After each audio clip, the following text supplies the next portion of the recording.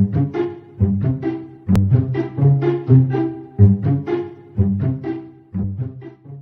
right, welcome to Heroes and Droids, your guide to movies and TV shows about superheroes, sci-fi, Disney, and action. From Marvel to DC, from Star Wars to Star Trek, from James Bond to the Fast and the Furious. We will review theatrical films and streaming delights you care about most. And tonight we are doing Loki Episode 6 for all time. Always. This is the season finale of Season 1 because we learned today that there will be Season 2. Dun, dun, Yes, dun. yes, we are happy about that. I am your host, Doc Rotten, and joining me tonight part of the crew, starting off with Chris Slattery, known as the Slattman. How you doing, sir? Good. I feel cheated. I was promised Mickey Mouse in that castle, and there was no Mickey Mouse. There actually was. And are you talking about the Easter hidden eggs. Mickey? Oh, yeah. Shh, don't give away my Easter egg. Hang out for the. You want the Easter eggs are coming up here. I mean, to shortly. be fair, that one was a very obvious. Well, yeah. I missed it. So we'll be doing that. All right, podcast. Joining us also, and I'm getting ahead of myself, is podcasting Rockstar and international cosplay queen Vanessa. How you doing? What's that around your neck? I never once thought about a mouse. No, I was thinking about maybe if you guys needed some help, Yes, it could come in handy. you've been Vanessa all along. All right, and of course, also joining us is award-winning filmmaker Christopher G. Moore. What's up? I'm just over here hanging out with my new friend, Miss Minutes. Yes, minutes. Wait, is Nice. that a Christopher G. Moore original? That is. And I'm Nice. just trying to do Beautiful. my Miss Minutes jump scare. That's actually Hey, never y'all. thought- Hey, It's me, Miss Minutes. I'm gonna cut your head open. Oh my God. That's well. There's your next film. All right. Yeah, I watched like one reaction video where the two people watching it, and they both, one of them yelled shit when it happened, and they had to bleep their response. I was like, wow, that's Deadly. pretty. Miss. I That's never thought funny. something like that would scare the hell out of you. So I want that the spin-off where she's just jumping up and scaring people. All right, what we're going to do tonight is we're going to give our first impression of Loki Episode 6. That first impression will be spoiler-free, except for the fact that Miss Minutes is in it. We did that, so we're sticking with it. And then we're going to dive into all kinds of details. We will get spoilerific. Christopher G. Moore will even bring Easter eggs and cool things that you've seen throughout the episode, and we're going to dive into all the reveals and what it means and that hella ending, and of course the fact that we're getting Season 2. Yes. Spoilers. So and then we'll wrap things up with our final thoughts, our score 1 to 5, and our favorite scene. So what are we talking about tonight? We are talking about Loki. What is going on here? Get out of here, Deadpool. Mm-mm. All right, now we're talking about Loki season finale, episode 6 for all time. Always aired July 14th, directed by Kate Herron, who did a great job, written by Michael Waldron and Tom Waldron and many others. And cast includes, and not limited to, Tom Hiddleston, Sophia DiMartino, Owen Wilson, Wumi Masako, Gugu. Is it Gugu or Juju? Gugu Mbatha-Raw? I think it's Gugu, right? Mhm. And you read it. I'm not going to say it. All right, the clock is ticking in the season finale, which finds Loki and Sylvie on a date with Destiny. They're on a date. What is wrong with you? All right, that's He's slowly losing it. Yeah. Slowly This episode did it to him, This didn't it? timeline is no longer sacred I'm because of just that. going. Well, anyway, it never has been, never will be. All right, let's find out what our first impressions are. Slattman, you are up first. What'd you think? What you think? So I'm going to try to be as spoiler free as possible. Major shout outs to the actors and actresses. No pun intended. Yeah, and they killed it. This episode nailed it. And here's a really good first impression. I think Loki season 1 might have topped Captain America: The Winter Soldier as the best Marvel property on screen. Wow. Yeah, Oh, in my humble opinion. Oh my gosh. I know what that means to you. That is insane. Yeah. Oh my gosh. All right. So You I'm heard just it going to here leave first. my first impression there, because if I talk anymore, I'm going to spoil the hell out of it. Oh man, my jaw dropped. All right, Vanessa, you're up next. What was your first impression of episode 6?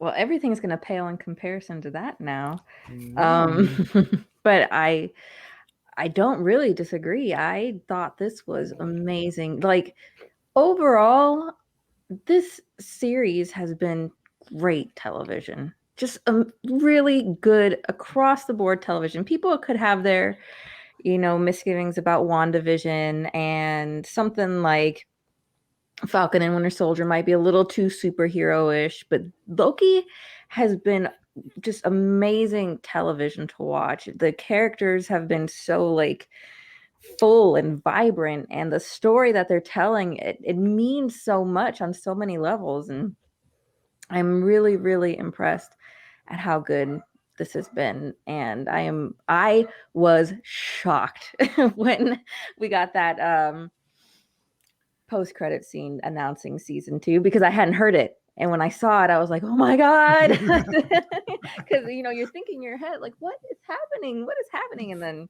that kind of explains things a little. So Yes. I was happy to see that. love it. Yes.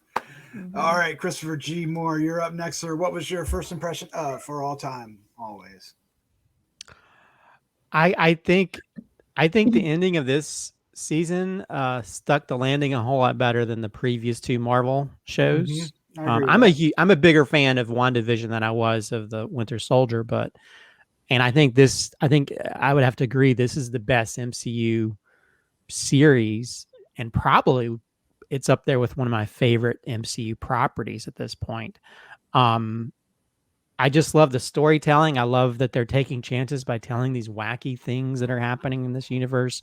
And just having a lot of fun in the process of telling it. And this one, I will say, this almost feels like the first episode, because it is very expositionary. It's a lot of exposition. It's a lot of explaining. But with the way it ends, you kind of have to do that. So without being too spoilery. But yeah, I really love this, and I was actually kind of shocked when we had that reveal, because I was like, okay, I was not expecting that, man. Marvel ain't playing. So yeah, and it had, of course, thank God there's a second season, because the way it ends is like, what? What? I'd be so mad if it ended there. With a nice little cliffhanger, without giving anything away. But yeah, I really love this. I love the story, and it makes me kind of excited to where they go from here. So yeah, another bang up episode that just shows you that these people are just having so much fun telling this story and being inventive and breaking outside of the box of what a Marvel show should be.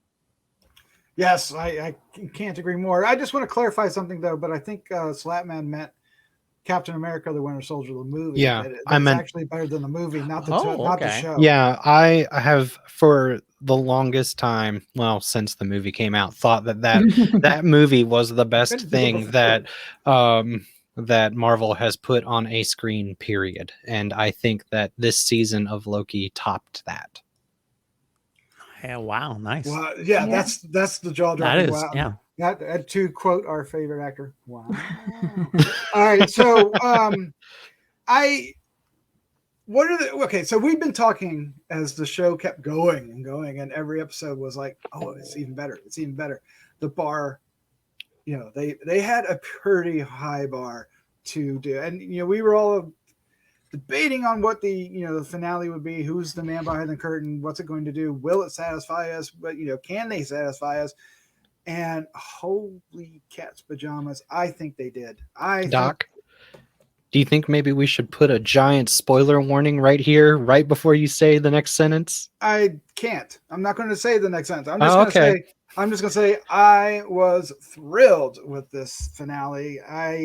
The 6 episodes are spectacular. For no other reason the chemistry between Loki and Sylvie.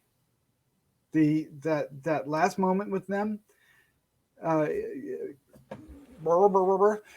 somewhere that I can't say yet, is just spectacular. It built up to that, and that is as amazing as all the crazy reveals in this. And it was a chef's kiss. It was. Yes, we've called it Loki on Loki action before, but whatever. It's fine. It's let's not go there. I don't want to break down again. But I did enjoy this episode quite, and it is. I think, man, Lost has been my favorite series for a long time. But oh my gosh, is this? I can't say it is just yet, but it might be. It just might be. This was fantastic, and we just got the Emmy nominations. Like today, was it today, or was it yesterday? Yesterday, and WandaVision racked up, right? A Mandalorian racked up. Of course, Loki came out after, to be Loki would be next year, right? Yeah. Oh my gosh, this should just like 100 nominations. Just get all the noms. Whatever the show is, just like 6 of them in a row. Nom for Loki. I loved it. All right, let's get into all the spiel. We're going to do spoilers from here on in, so we'll throw up the spoiler alert. Get out of here. All right, so there we found out the man behind the curtain, and it is the one and only Jonathan Majors as He Who Remains, who is dressed like Immortus and acts a lot like Kang. It is a lot of fun to see him in the role, and I just want to say straight up that I did not know how they would approach this character when it finally made it to the screen, small or large, because the character is such a stick in the mud in the comics. Just no fun, no damn fun. There's a lot of adventure, but it's just not written really well. This is the way that character should act. This was a great performance. It's hammy, it's over the top, but yet it's threatening, and there's something going on. There's animation to the character. He's thinking, he's smart, he's intelligent, he's arrogant. Oh my gosh, I totally down. I put all my chips on this. I kind of won because I'm not really sure if this is truly Kang. It's they call him.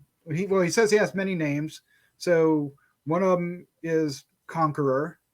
Doesn't have the rest of it. But it's he's dressed more like the Immortus character, which is also Kang. Kang has, of course, been many things, including Iron Lad. Yeah, Iron Lad, right? Iron Lad, yeah. Yeah, Iron Lad. Which again is one of the Young Avengers still coming around here.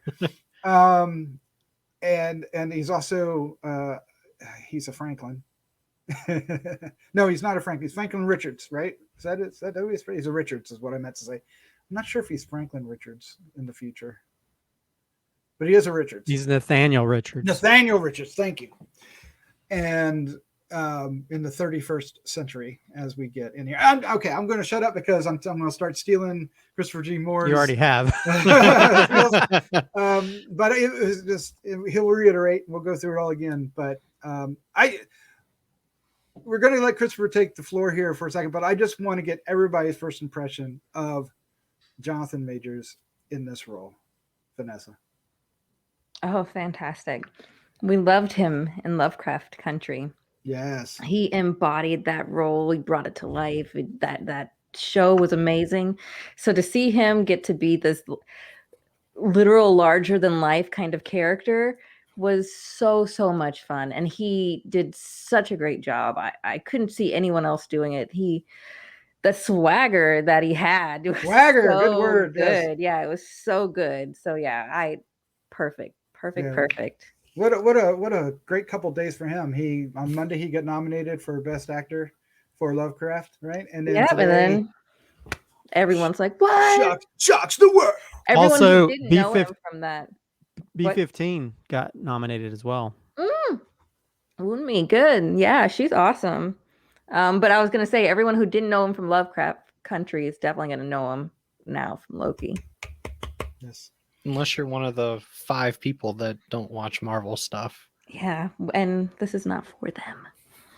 Slattman, you want to add anything to? He Jonathan kind of Majors? stole the show, and I just wanna point out that I took his portrayal as kind of a Kang who has already won and is tired of being in his position, which kind of leads into that Immortus, like, and he who remains character. So I took it as I took it as definitely him being Kang, but just a Kang that had already fulfilled everything he wanted to do, and so Yeah, and I love the moment when he's like, "Okay, I don't know what's going to happen now." That's But exciting. but because I took his character in that way, I think he portrayed it perfectly, Yes, and I yes. loved it. I did too. And I'm so excited to see him as the evil warlord. Yes, he needs to bring some of that. Oh, I thought he was arrogance. I thought he was intimidating enough that if he acted like that as the He was. warlord, it'll Yes. work really well. Yeah. Yes, but that's what I was saying. He needs to maintain that arrogance and aloof.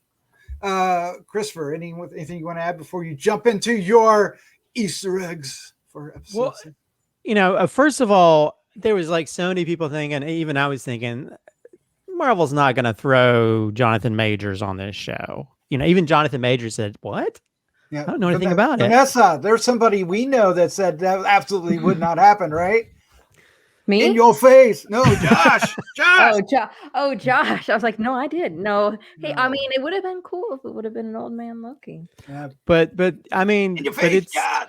but yeah, it's it's crazy. I mean, but at the same time, somebody had made a really good point. That they introduced the Countess on the last series from Marvel, a bigger character.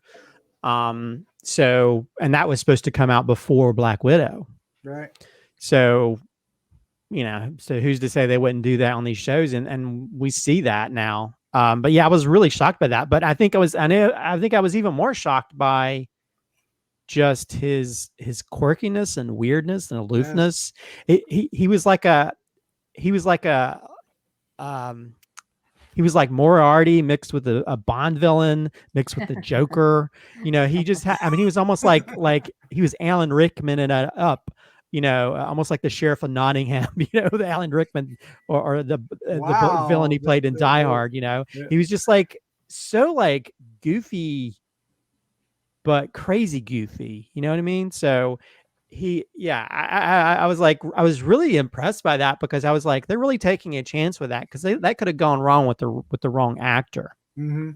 Could have gone wrong real easy. Yeah, but you could see he was having a lot of fun with that. And I think for me, watching him in something like Lovecraft Country, where he's a more reserved, strong but reserved character, and having to deal with all these bigger than things, and just be this character, it's like, you can't touch me. I know everything, I just thought that was really cool.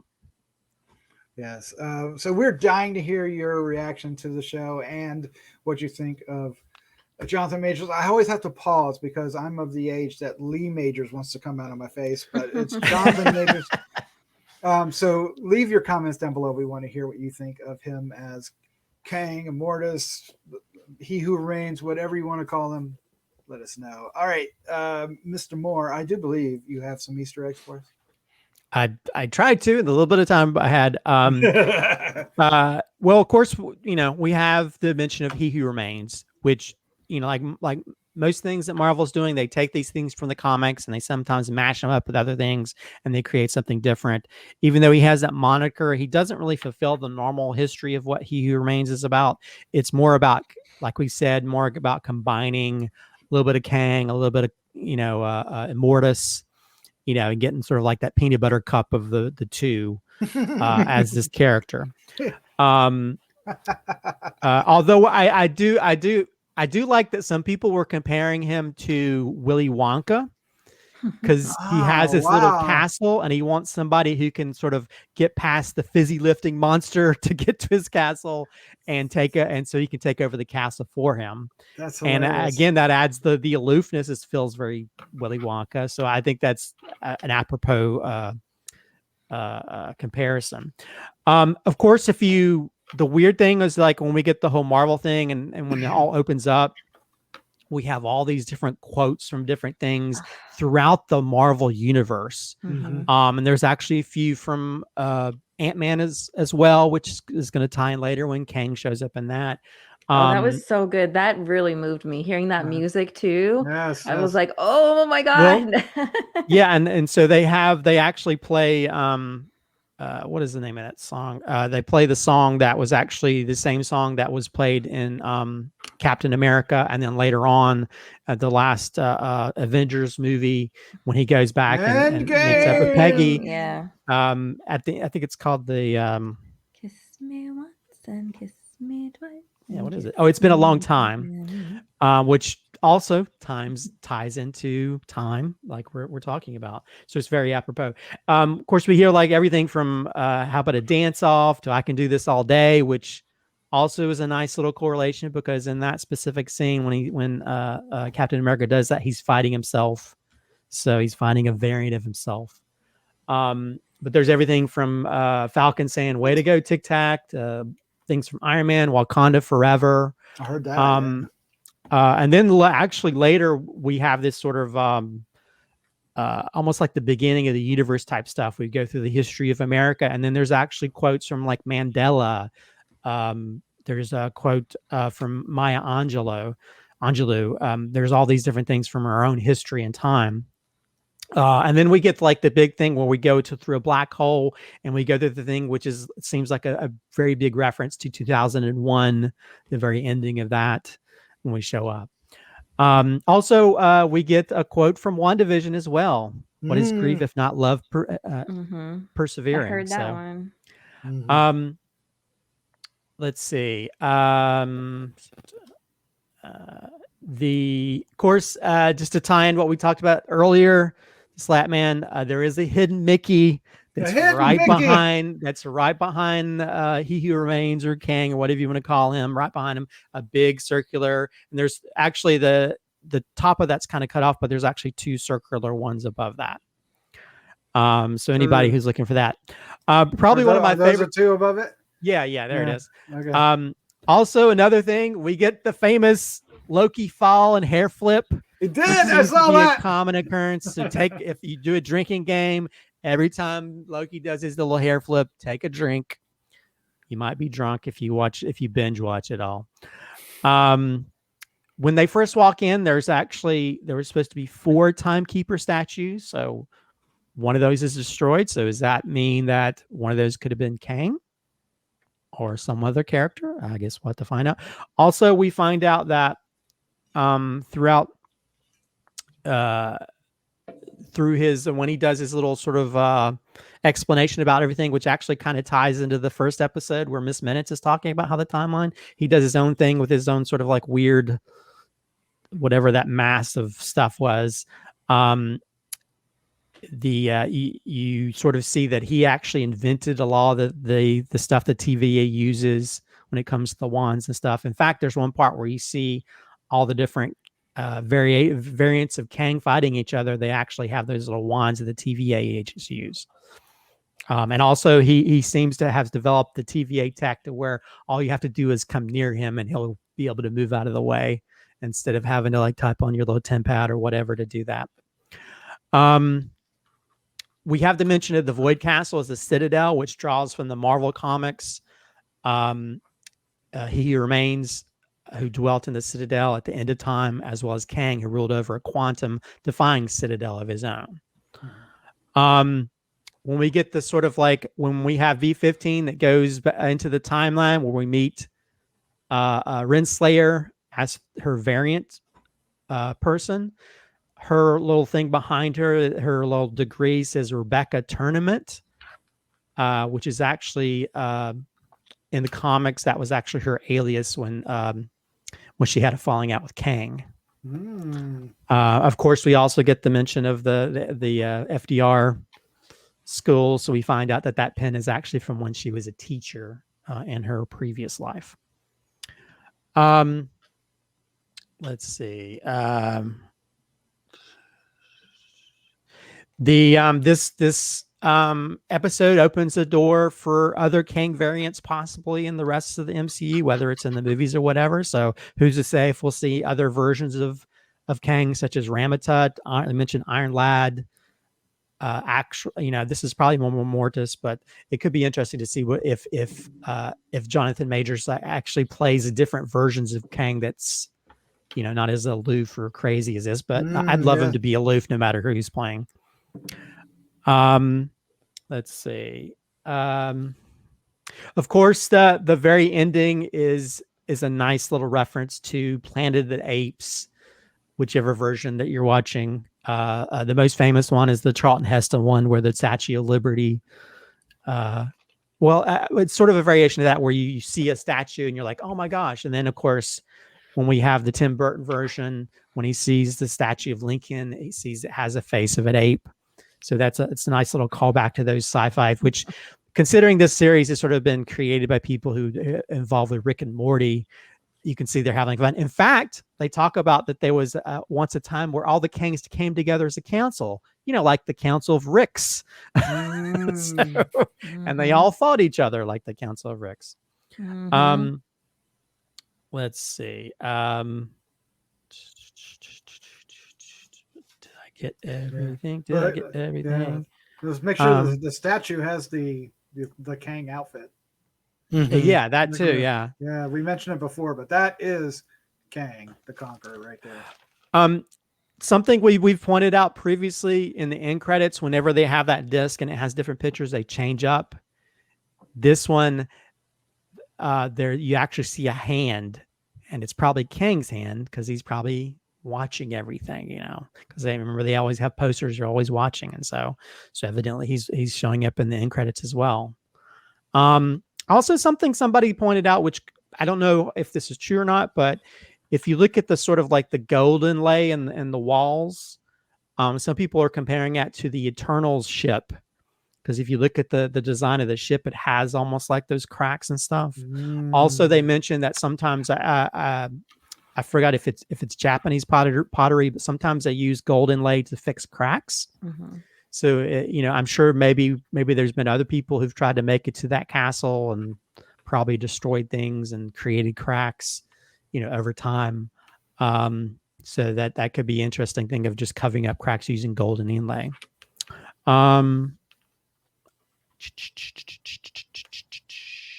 Also, Jonathan Majors' character, he's eating an apple. Not only is that kind of a reference to Doctor Strange, because Doctor Strange used an apple as a reason to show how you could reverse and change time. Also, it's also a nice little reference to the biblical story of Adam and Eve with the tempting of the devil with the apple of wisdom. He's giving them wisdom. And also the two Lokis are almost like Adam and Eve coming to the Garden of Eden or the Citadel. So you have another sort of biblical reference, considering people have been using the word devil a few times in this series. Well, he uses it too. He calls himself the devil. He does. Yeah. So there's already a reference to that, and he seems to constantly eating apples. Although I don't know where he's getting the apples from, because everything looks so anywhere he wants, destroyed in that. Well, I guess there's a little temp ad. Maybe it came one of those little lunch trays that drop out of the sky. I think that's all that I have right now. He also mentions the Elioth, right? During his spiel. Yes, that he was confirms able to, yeah. That he was able to basically control it like a dog and use it for his own means, which ties into the Kang and how he sort of controlled it, used it for his own means. So yeah, it definitely ties into that as well. Yeah, I am just so thrilled that they went there. It was a gambit that they used, but it worked. Also, they use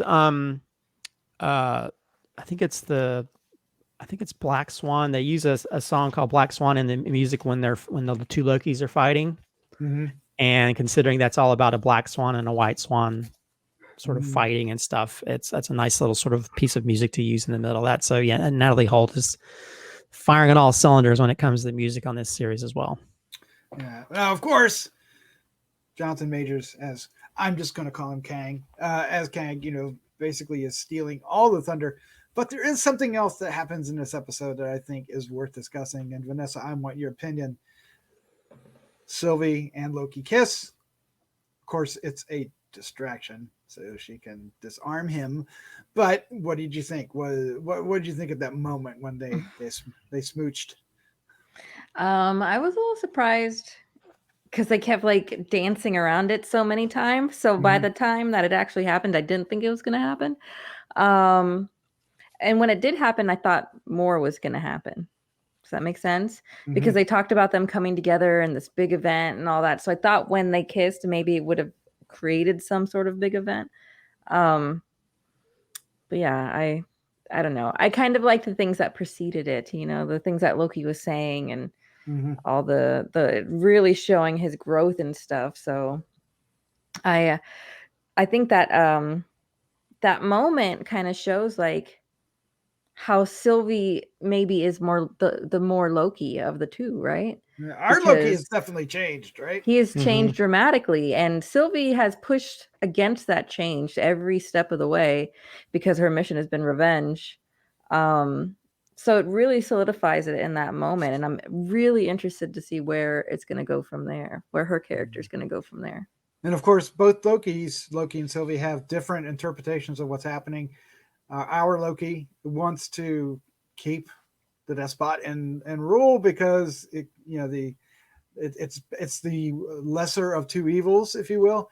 And of course, or Sylvie figure something else out. Yeah, Sylvie wants to just do it and have free will. Slattman, what did you think of that? Did that morality play at the end with them? Did that work for you?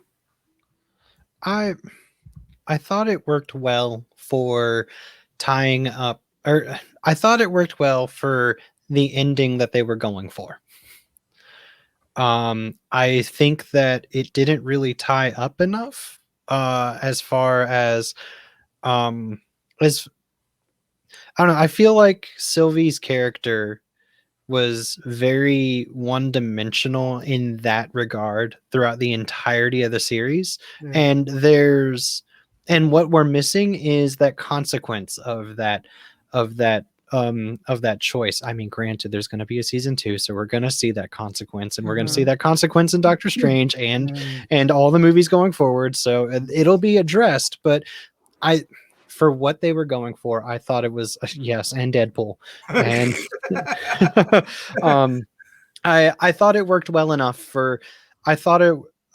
but I wanted there to be some more, and I wanted there to be. I was really hoping for her to come around and change, and then something else happened that caused things to proceed anyway, regardless of whether they gave in or not. Like it's inevitable, right? Yeah. Like he was playing them all along, even when he sat there and was like, I don't know what's going to happen next. Like I was really hoping that she would come around and that would happen, but this is fine. And since we have a season 2, I think that'll be addressed a little more.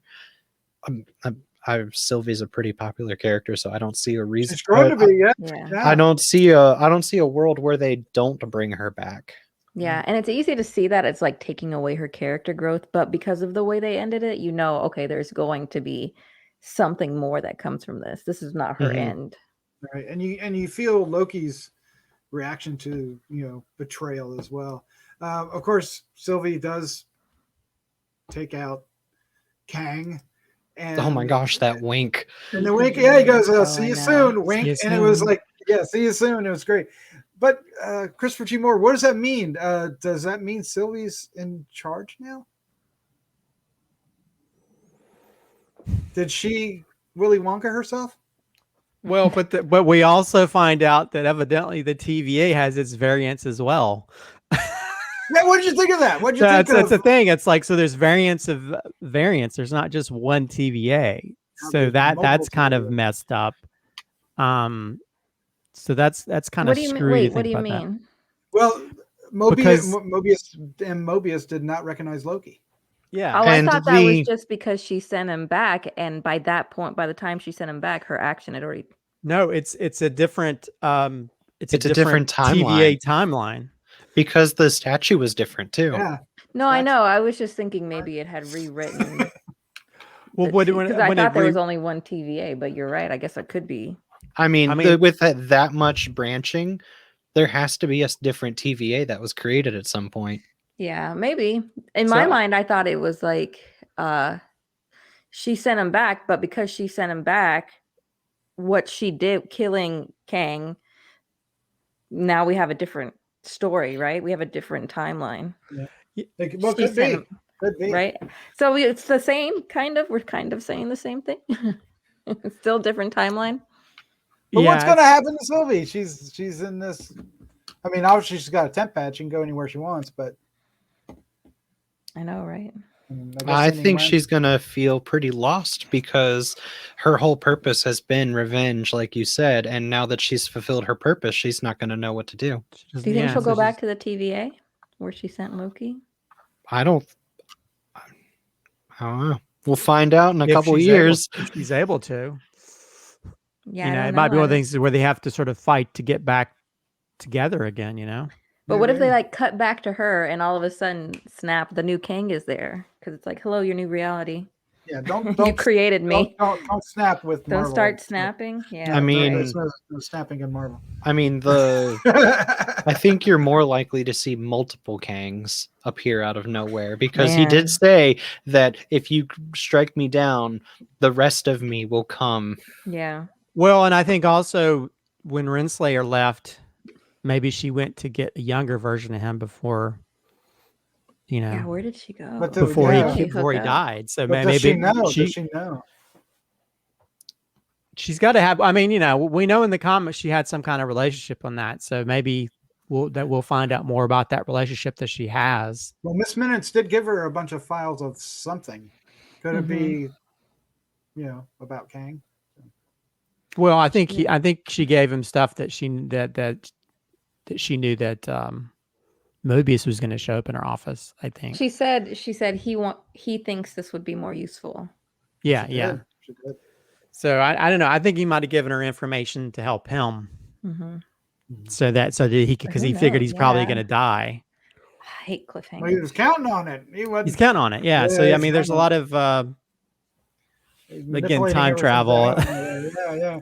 It's like, wow. You might, everything's going crazy inside. Mm-hmm.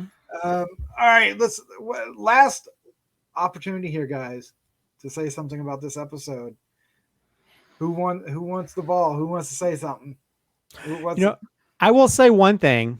Marvel's a tricky bastard. Yeah, they are. Because they had all these images of Loki, over Asgard and returning to New York and all these different things, these different shots, making everybody think that that Loki was going to go back and change time or whatever. And they even showed those scenes where Sylvie's flipping around and nobody's in the room. When? They showed trailers where she's doing her flip, where she's fighting Loki.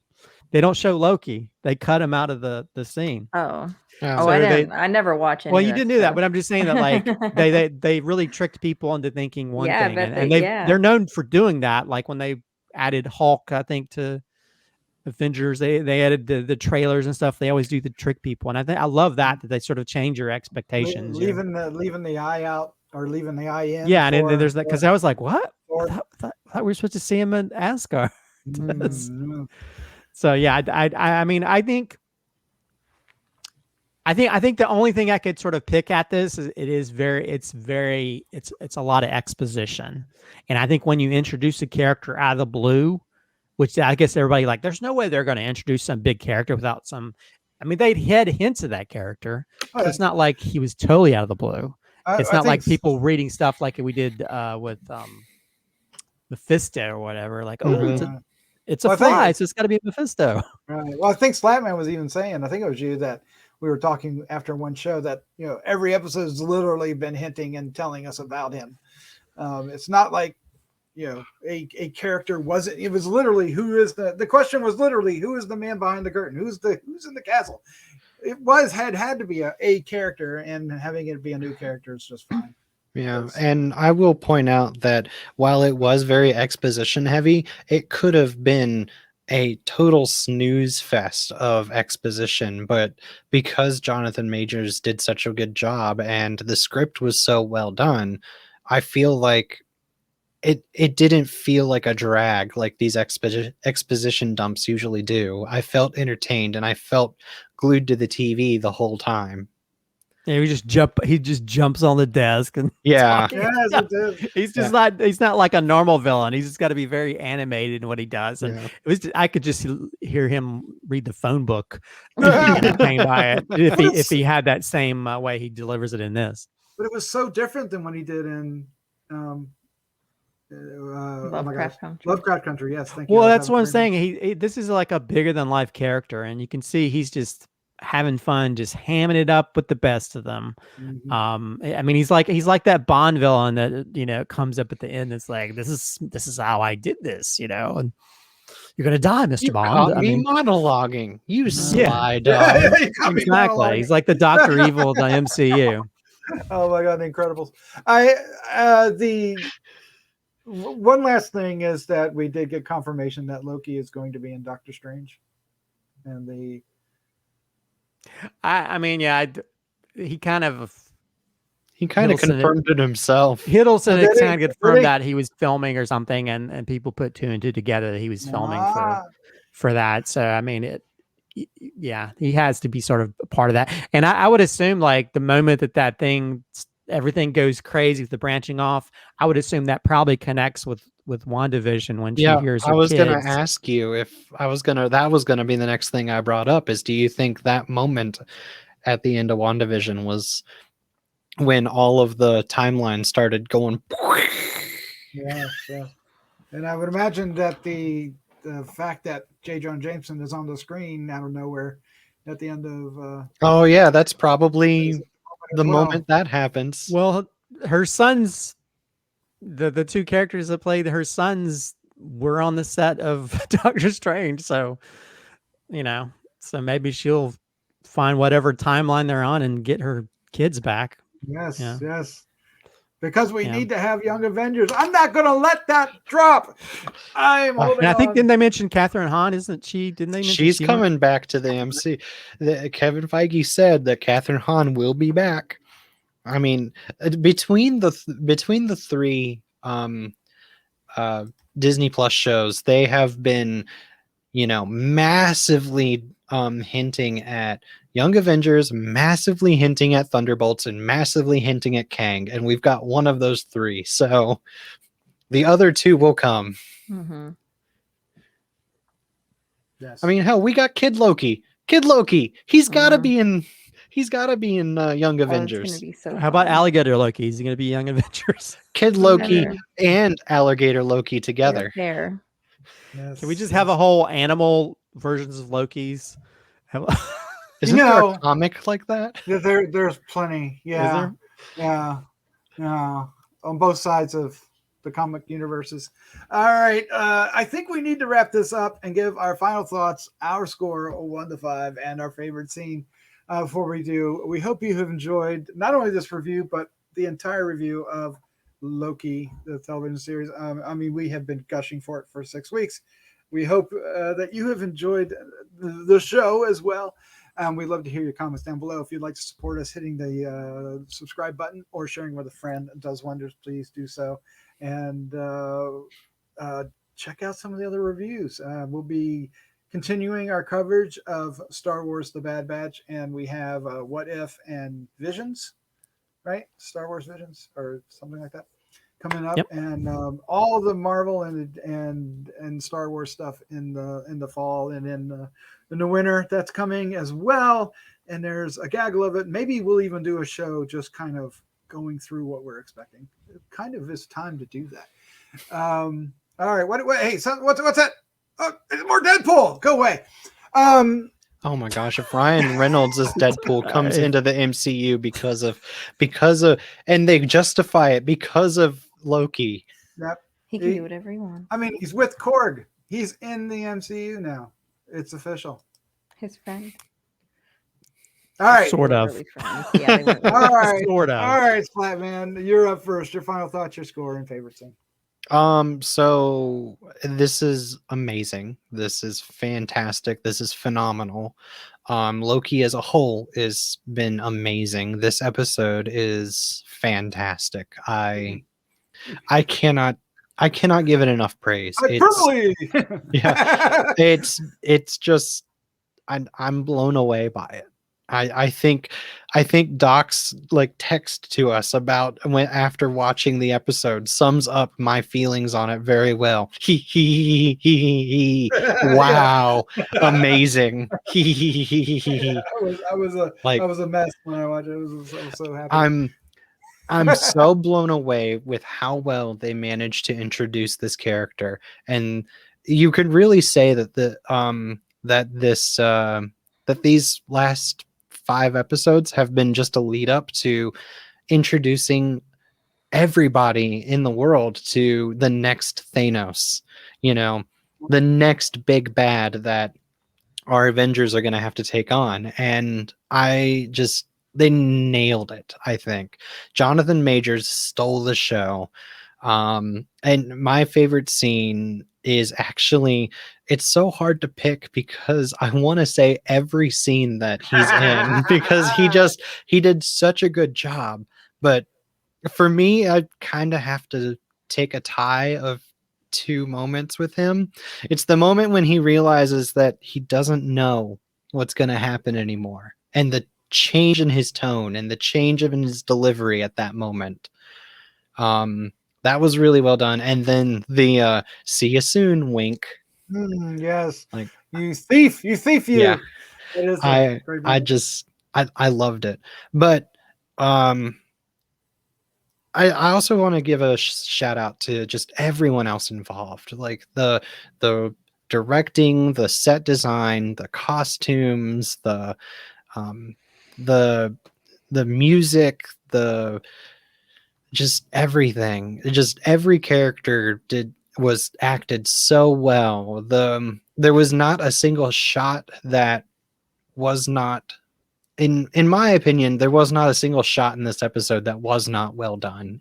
Mm-hmm. And there were a lot of really interesting pans and a lot of really interesting like angles that I feel like really took advantage of what we know and what we don't know. Like when Mobius got knocked down and the camera shows from kind of Renslayer's point of view, and you can see the coffee spot right above Mobius's head, and just like, and that scene where Mobius and Agent B-15, that's right, yeah, are watching the timeline split, and I loved everything about this episode. So it's definitely a 5 out of 5. If I could give it more, I'd give it more, but You should. I loved it. All right, Vanessa, you're up next. Your final thoughts, your score, 1 to 5, and your favorite scene. Yeah, I love this series too. It's just great TV all around. The subject matter was fun. Our actors were phenomenal. They brought these characters to life, and just seeing Loki, seeing his character development, seeing his change, and honestly, one of the things I'm most excited about is season 2 because we're getting more of them. I wasn't ready to give it up at 6 episodes. Most women don't even know they're pregnant by 6 weeks, so this is fast. We need more for sure. I'm petitioning for a longer season next time. Yeah, but everything Slattman said too. This is phenomenal television. Phenomenal. I made a comment the other night that Disney is kind of becoming like HBO when it comes to the quality of shows they're putting out there. HBO was always the number one, the top. If it was an HBO show, it was going to be good. And Disney is just like hit after hit after hit after hit, and they're really just nailing it. They're doing such a phenomenal job. So yeah, this one gets a 5 from me too, for sure. For the series, there's a 5 overall. Yes. And my favorite scene, it's tough because, like we said, there's a lot of exposition, so you don't see too much like action or anything. But I am gonna take that kissing scene, the moment where they kiss, and then she's like, "But I can't."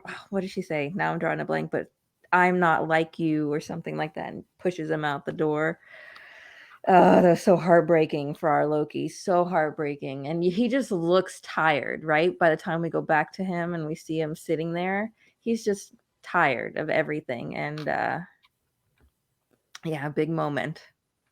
Big moment. Yes, I like that a lot. All right, Christopher G. Moore, you up next. Your final thoughts, your score, and favorite scene. To paraphrase what Vanessa said, this film impregnated me with happiness. There you go. And it only took 6 weeks. Exactly. Yeah, I think this show is so brilliant. I mean, it has a lot more in common with Rick and Morty than it does with MCU. And I kind of like that aspect of it because it's so kind of crazy and out there and wacky. It's kind of funny how we went from WandaVision, wow, that's a crazy show. They're really crazy. And this one like makes WandaVision seem normal. So I just love that Marvel seems to be taking chances. And I think that's the cool thing about putting shows on Disney Plus is that they can sort of take those chances and they don't have to really worry about box office. They really don't have, and people are a lot of times are more willing to be acceptable of things if they're just sitting in their living room as opposed to going and seeing it in a theater. So I like seeing those chances taken, and I think Marvel's been needing to break out of the box to begin with, so everything isn't so cookie cutter. So yeah, it's really brilliant, and it's all due to just all the right elements coming together to create this sort of sacred timeline of a movie where you have everything from amazing actors, Tom Hiddleston and the lady who plays Sylvie do such a great. Sophie. I mean, Tom Hiddleston, yeah, is. There's parts where you see him cry, just like that. Just like that, and he's well-trained actor. Because I had a friend in my Facebook feed that talked about they were an extra, and he was telling them about his acting, how he learned things he learned in acting school. But yeah, everybody is on par, and then just Jonathan Majors to show up and sort of like be. I really want to see Jonathan Majors as a Bond villain now because I think he would be perfect as. I think you just did. Yeah, I mean, yeah, he's basically a Bond villain in this, but he's so great in this, and it kind of makes me just excited to see if he shows up maybe in next season or if whatever he shows up in, especially we'll get to see him in Doctor Strange. And it's great that we didn't have to make him this guy with a blue face and stuff, which they seem to do. I don't know if they'll ever do that. Really, I think it's I think it's great. Don't have to do that. But yeah, I think it's, even though it has a lot of exposition, having somebody that can sort of bring that to life just in their physicality and their delivery. And also those wonder moments between Sylvie and Loki, where you can sort of see that chemistry, that connection, and how it's kind of, how it's kind of hard when they butt heads and they have to sort of make different choices and stuff. Also, I love the little scene between Renslayer and Mobius. I think that's it was a nice little sort of see them reunite and sort of with their differing ideas. Also something that I think somebody had briefly mentioned, but there's a nice little connection between Renslayer and Kang, is that if you look in the room that Kang takes everybody up, or he remains, or where you want to call him, when he takes them to their room, he has all these artifacts on shelves from different timelines and stuff, in the same way that Renslayer has that in her office. So again, we can sort of see there's some kind of connection there. So yeah, this gets out of 5 out of 5. I think it's the best ending of any of the series so far.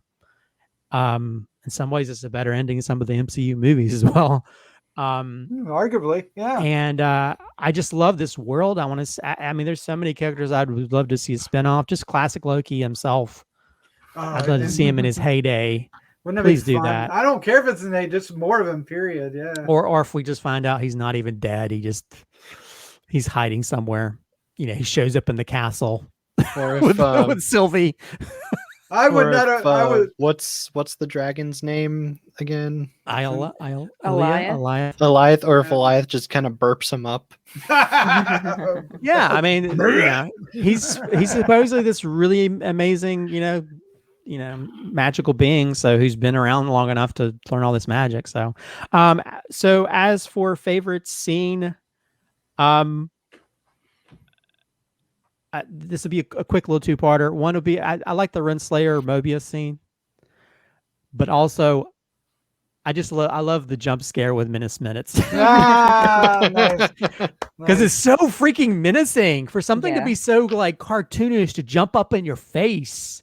Because I mean, even when I was watching, And she was big too. She was like the she's biggest just, like, we've seen right her. in your face. I was like, God, man, this turned into a horror movie all of a sudden. Also, when you watch when Jonathan Majors is in the elevator with them, he spikes the camera at one point. I don't know if he means to, Does but he he? looks Oh, I straight at have the to watch camera. it And, Oh, does he? and some people on TikTok are like, ooh, Is that he's called looking into my spiking the camera? soul. It's called spiking the camera when you look into the camera. Unless you're meant to look at the camera, you're supposed to look above it or away There's from no the way camera. they would leave that in if it wasn't intentional. Yeah, so it almost felt like, oh man, he's watching us too while we're watching him. He knows. So what's the difference between that and like the end of Ferris Bueller's Day Off? But that's breaking the fourth intentional. wall, That's yeah. you break the fourth wall when you're doing that, or you do it to sort of put somebody in their boots, like in Silence of the Lambs, when Clarice is talking to people. A lot of times when they show her point of view, they're looking straight at her, so it puts you in their shoes. Okay. So a lot of times you use that to sort of as a camera technique, but in that one, it almost felt like he accidentally just looked at the It's a camera. little, yeah, maybe Just maybe it's intentional. Yeah. I'm watching you. Awesome. Well, we got a little education there on the sly. Everything everybody said, plus that two things I want to bring up is the lighting. We didn't really mention it, but there's the lighting is continually changing because of the refraction from outside coming in, and there's and it's fascinating to watch. There's all these purples and reds coming through, and they're all they're shifting all the time, and it's it kind of puts you on edge, and it's really an interesting choice. And I loved it. I loved the color scheme of this final episode. In the castle of He Who Remains. The second thing I think that I want to mention is, and I alluded to it earlier, is just the character development. And especially our Loki, right? Because we started out with the Loki that was in Avengers, and he was acting like the Loki from Avengers. But we have a Loki now at the end of 6 episodes that has jumped ahead of the Loki that we came to love, that faced Thanos, right? Mm-hmm. And it's a Loki that we love. We love this good bad Loki, right? We love that more on the good side, but you still know he's going to stab you in the back anyway because he's still thinking about Loki. But yet, I don't know it. The whole thing that it just was amazing, and you see it like when he realizes the betrayal, right? That he got pushed away, and he's just sitting there and he knows he can't do anything at that point. Until he starts hearing all the alarms and he runs off. But he just sit there and you just see it in his face. It's just great acting from Tom Hiddleston, and I think I was texting you, Christopher, was like, did the bad guys win or lose? Because they did both. They're all bad guys. Everybody in the show is a bad guy. The TVA is a bad guy. The Loki's are a bad guy. Everybody's a bad guy. It was bad guy versus bad guy. So how do but our Loki, so I'm giving this 50 out of 5. This it's not only my favorite episode, but it might be my favorite series on television. This was spectacular. I still love WandaVision, but this oh my God, this was amazing. I mean, every episode, well, especially, well, no, every episode was cinematic, right? Every episode was almost like would have been a great movie, you know, especially like, well, let me stop. It's great. My favorite scene, though, how can I choose something that isn't the scenes you choose? I'm going to choose when he jumps up on the table. You know, just the whole bouncing around that he did. You know, because he's, you know, he knows when they're going to act, and he has a little whatever that thing is on his wrist, and he bounces around and gets up on the table, and he's just so animated, and he just so fluid of a character, and yeah, he's so devious. He's more mischievous than the mischievous Lokis in front of him, and that's amazing, right? In and of itself. I am uber impressed, more so with Jonathan Majors now than I was previously, and I was really impressed with him with Lovecraft Country, and I can't wait for that Western movie he's got coming to Netflix. I'm sure it are. Yeah, that's good. Yeah, and of course, I have a feeling we're going to be seeing him in the stingers of every Marvel movie from here on, right? If he's not actually in the movies. Maybe it'd be funny if he shows up as a different Kang villain in every one of them. He literally could be, right? We could see a different version of him in every single one. And we'll definitely see Iron Lad. Oh my gosh, what if the last one is, you know how at the end of Infinity War it was all the aliens? What if that's instead of all the aliens, it's all the Jonathan Majors is just charging at the Avengers? Or what if it's the Kangs versus the Lokis?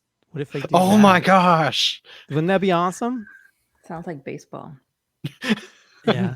Although I will say that scene where you see like the Loki and Sylvie standing in front of that castle, that looks like a piece of art. I would hang that on my wall, right? Yeah. Oh, also I forgot to mention Swan Lake was the song that little snippet played. I couldn't remember the name of it. I called it Black Swan, but it's actually called Swan Lake. Swan Lake. So yeah, and also when I guess the meteor or the asteroid that the castle's on, when it's floating in front of all the time stream that's behind it, everything. It's gorgeous. It really gorgeous cinematography using a lot of CGI and stuff that really works and doesn't really pull you out of it. All right. Well, there you go. That's our review of Loki episode 6 for all time. Always. Wow. Let us know if you want some more coverage of this season. If you want a final, you want that, let us know down below. We'll consider it. All right. Vanessa, Christopher, Slattman, thank you for joining me. This was a lot of fun. I'm so glad we got to do it here on Wednesday night instead of later on, because I'm so excited. I've been riding the super, super excited high all day. It's fantastic. Now we got to wait like probably a whole another year for the second season. It's okay. I can't wait for Spider-Man. I can't wait for Doctor Strange, Ant-Man. Yes. Like Loki will have his another time to shine. I'm just so excited to see what's going to happen to everything else now that we've seen the end of Loki. Well, the multiverse is already from leaks from the Spider-Man movie. It's already leaking into that. So yeah, well, definitely there. I don't know if we'll see it in Eternals or Shang-Chi, but I don't care. I definitely want to see them. In the Stinger, probably. Stingers, definitely. The Stingers. All right. Well, with that, let's say goodnight. Thanks for coming to the TVA. Good night. Yeah. Bye, y'all. Good night.